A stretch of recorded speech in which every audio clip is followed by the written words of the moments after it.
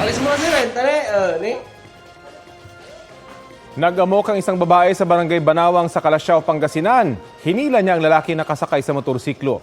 Sinipa pa ang motor at nambato. Kwento ng lalaki na isa palang barangay official, hinarang siya ng babae at biglang umangkas sa kanyang motor. Kinuha pa raw ang susi nito at itinapon.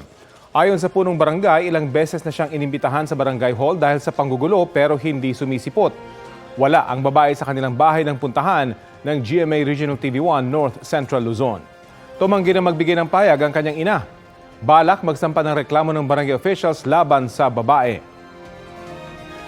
Kapuso, alamin ang maiinit na balita. Bisitahin at mag-subscribe sa GMA Integrated News sa YouTube. Sa mga kapuso abroad, samahan niyo kami sa GMA Pinoy TV at sa www.gmanews.tv.